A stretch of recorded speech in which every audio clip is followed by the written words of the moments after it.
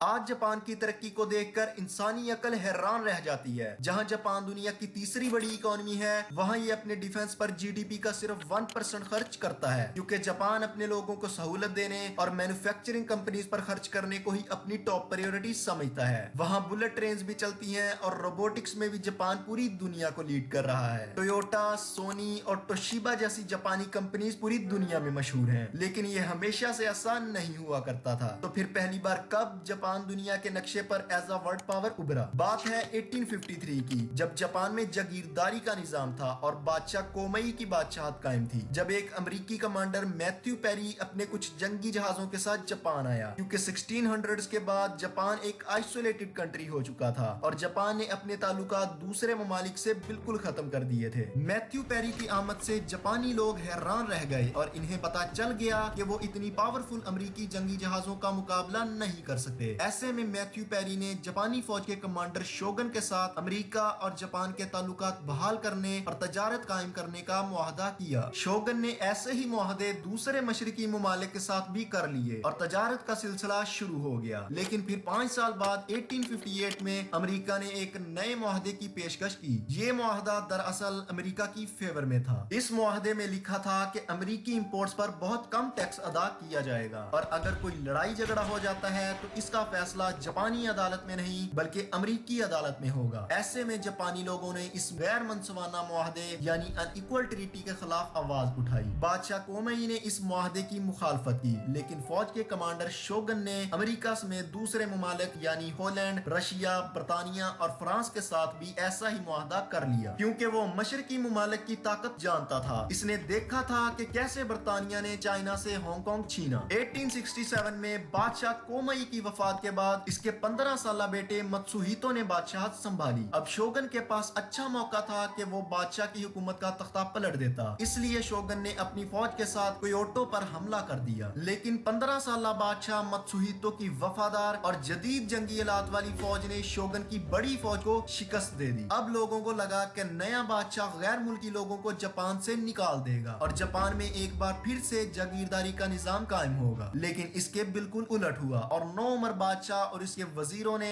Japan کو modern Japan بنانے کے لیے جاگیرداری کا نظام ختم کر دیا اور جو قانون امریکہ، برطانیہ یا فرانس میں تھا ویسا ہی قانون جاپان میں لاگو کر دیا۔ نوعمر بادشاہ کو میجی کا خطاب ملا اور اس نے اپنا دارالحکومت بھی کیوٹو سے ایڈو شفٹ کر لیا اور ایڈو شہر کا نیا نام ٹوکیو رکھا گیا۔ بادشاہ کے وزیر جو کہ جاپان کے سب سے اہم ترین خاندانوں سے تعلق رکھتے تھے، بادشاہ نے ان کی مدد سے جاپان کو صرف سنگل جنریشن میں ہی مشرقی ممالک کی برابری میں لا کھڑا کیا۔ جاپان کو ماڈرن جاپان بنانے اور مشرق کے برابر کھڑا کرنے کے لیے یہ بھی بہت ضروری تھا کہ وہاں کے طور طریقے اپنائے جائیں۔ اس لیے اسپیشل اسٹڈی گروپس امریکہ اور یورپ بھیجے گئے۔ ان میں سب سے زیادہ مشہور لواکورا مشن ہے، جس میں 50 سینئر لیڈرز، گورنمنٹ اسپیشلسٹ اور ینگ اسٹوڈنٹس کو امریکہ اور یورپ کی دریافت کے لیے بھیجا گیا۔ لواکورا مشن سے اندازہ لگایا گیا کہ جاپان کو ایک جدید قوم بننے کے لیے سخت محنت، لانگ ٹرم پلاننگ اور آرگنائزیشن کی بہت ضرورت ہے۔ اگلے 30 سال جاپان نے سخت محنت کی، پلان کو فالو کیا اور غیر ملکی انجینئرز اور ایکسپرٹس کو جاپان بلایا گیا۔ برطانیہ نے فیکٹریاں لگانے، ٹرین کی پٹریاں بچھانے اور نیوی بنانے میں مدد کی۔ جرمنی نے جاپان کی آرمی کو ٹریننگ دی اور امریکہ نے جاپان کے ایجوکیشن سسٹم کو ڈیزائن اور بلڈ کرنے میں مدد دی۔ تقریباً 1000 سے زائد امریکی ٹیچرز کو بچوں کو پڑھانے کے لیے جاپان بلایا گیا۔ اب جبکہ ماڈرنائزیشن آ چکی تھی اور جاپان نے مشرقی طریقے اپنا لیے تھے اور عوام مشرقی ممالک میں جمہوریت کا جو نظام قائم تھا اسے جان چکی تھی، تو اب جاپانی لوگوں نے جمہوریت اور آزادی کے نعرے لگانے شروع کر دیے۔ ان سب کے چلتے کچھ نئی پولیٹیکل پارٹیز بنی، لیکن ابھی بھی پاور بادشاہ اور ان چند لوگوں کے پاس تھی جو کہ بادشاہ کے ساتھی تھے اور جاپان کے اہم ترین خاندانوں سے تعلق رکھتے تھے۔ جاپان کی نیشنل پولیس نے، جو کہ ابھی نئی ہی بنی تھی، ہزاروں مخالفین کو قید کر لیا اور 1884 تک نئی بننے والی پولیٹیکل پارٹیز کو بھی تباہ کر دیا گیا۔